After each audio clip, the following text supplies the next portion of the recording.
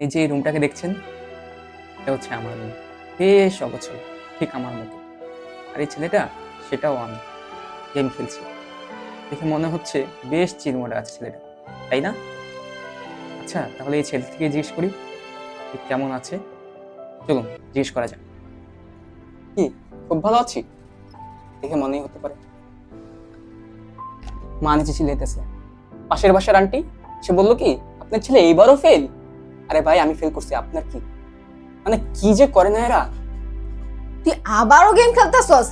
তুই না ফেল করছস, তোর কি লজ্জা শরম কিচ্ছু নাই? ফেল টুস।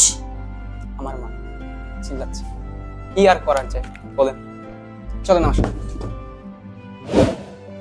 কোথায় যেন ছিলাম? পাশের বাসার আন্টি, উনি প্রত্যেকটা বার আসবে আর মাকে বলবে আপনার ছেলে এবারও ফেল। ওনার আমার ফেলে অনেক সমস্যা। আবার পাশের বাসা থেকে আসবেন, মিষ্টি নিয়ে আসবেন, বলবে আমার ছেলে এ প্লাস। আর আপনার ছেলে? মা তো ভীষণ রাগ, প্রত্যেকবার বলবে সেমি, লজ্জা শরম নেই। আরে লজ্জাবতী গাছে যদি লজ্জা থাকে, তাহলে আমার কেন থাকবে না?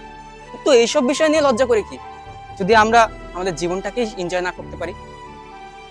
ফেল ফেল ফেল, আরে ফেল কে না করে? জীবনে প্রত্যেকটা পদক্ষেপে মানুষ ফেল করে, আমরাও করি। এখন যদি আমি ছাদ থেকে লাফ দেই বা নিজে সুইসাইড করে এটা প্রমাণ দিতে যাই, তাহলে কি করে হবে? আমাদের দেশে কি করে জানেন? প্রত্যেকটা ছেলেমেয়েরা এই সুইসাইডের মাধ্যমেই তাদের জীবনটা তারা দিয়ে দেয়।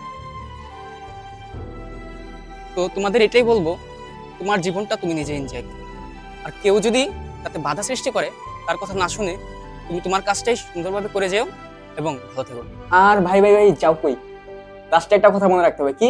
Failure is the pillar of success. তো তোমাদের যেই কাজটা সবচেয়ে বেশি ভালো লাগে সেটাই করো। Do whatever you want. So আমি তো আমার কাজই করবো। Rock man.